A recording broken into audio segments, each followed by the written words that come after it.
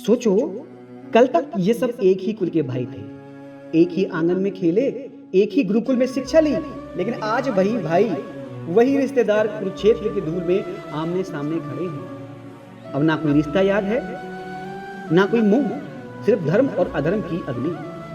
यह युद्ध सिर्फ राज्य के लिए नहीं, बल्कि सत्य और असत्य की परख बन चुका है।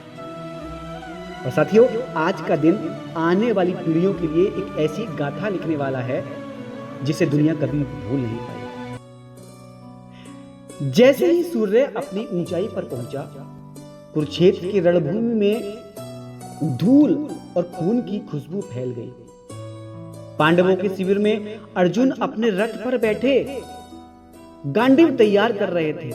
उन्होंने भीम की ओर देखा और कहा, भीम, आज हमें संयम से काम लेना होगा,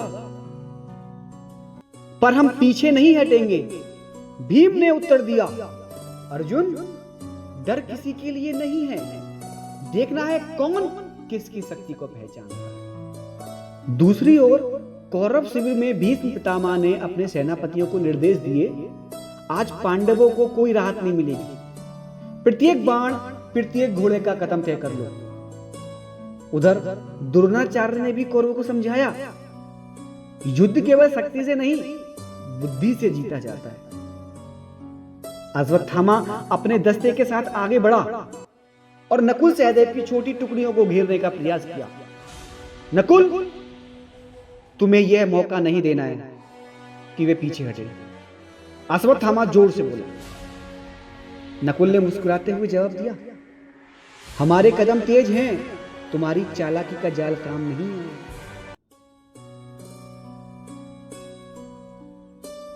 भीष्म ने अपनी दिव्य शक्ति का उपयोग करते हुए बाणों की एक ऐसी श्रृंखला छोड़ी कि पांडवों की पंक्तियां थोड़ी थोड़ी पलटी। अब अर्जुन ने श्री कृष्ण की दिशा में देखा और कहा, माधव, इस बार हमें पूरी शक्ति से जवाब देना होगा। श्री कृष्ण ने मुस्कुराते हुए उत्तर दिया, पार्थ, तुम्हारा धर्म यही है, अपने ज्ञान और शक्ति से रक्षा करना।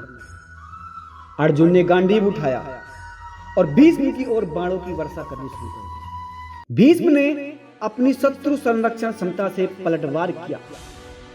यह दो दिव्य योद्धाओं के बीच का ऐसा संघर्ष था कि रणभूमि पर हर सैनिक स्तब्ध हो गया। भीम ने दुर्योधन की ओर अपनी गदा घुमाई और कहा, आज तुम्हारा समय खत्म दुर्योधन, तुम्हारे पापों का हिसाब चुकता होगा।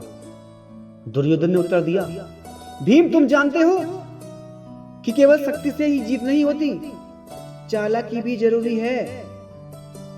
भीम ने गदा से प्रहार किया और कई रथियों को हवा में उछाल दिया। दुर्योधन ने भी तलवार और बाण से जवाब दिया। रणभूमि पर उनके बीच की यह टकराहट सैनिकों के मनोबल को लगातार बदल रही थी। पांडवों के सैनिक भीम की हुंकार सुनकर उत्साहित हो गए और कौरवों के सैनिक हड़बड़ा उठे।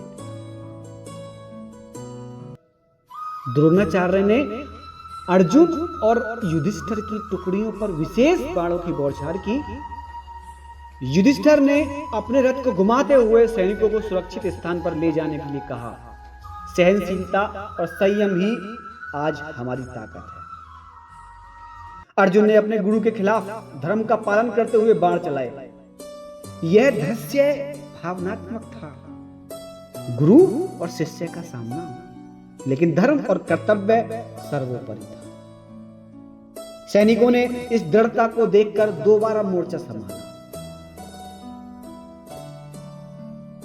दोपहर तक रणभूमि पर हजारों सैनिक मारे गए थे।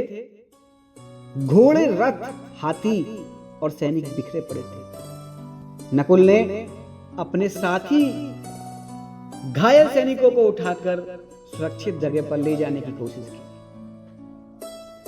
सहदेव ने घायल दस्तों के बीच बाणों का मुकाबला किया। कौरवों की कुछ सेनापति भी इस संघर्ष में घायल हुए। शंखनाद और युद्ध की गूंज से पूरा मैदान गुंजायमान था। हर सैनिक अपनी सांस की गिनती गिन रहा था, पर किसी के भी दिल में हार नहीं थी। शाम होते ही दोनों सेनाओं ने अंतिम आक्रमण किया। अर्जुन ने बाणों की वर्षा करते हुए कहा कि कौरवों को पीछे हटना होगा, नहीं तो उनकी शक्ति पांडवों के सामने पिघल जाएगी। भीम ने गदा से कई शत्रु रथियों को धराशायी किया। दुर्योधन बार बार अपने प्रमुख सेनापतियों के साथ मोर्चा संभालने आए।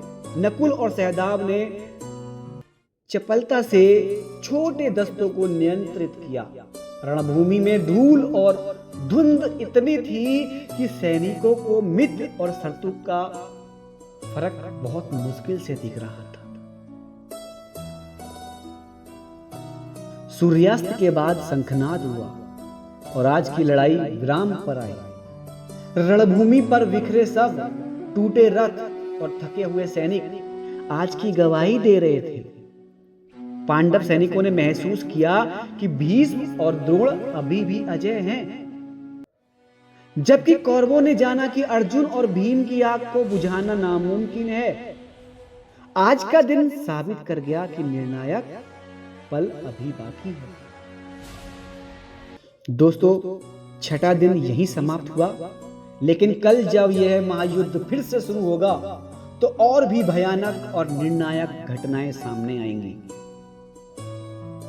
महाभारत की यह गाथा आपको पसंद आई तो वीडियो को लाइक कीजिए, अपने मित्रों तक शेयर कीजिए और चैनल को सब्सक्राइब करना बिल्कुल मत भूलना। कल फिर मिलेंगे महाभारत के 7वें दिन भाग 1 में।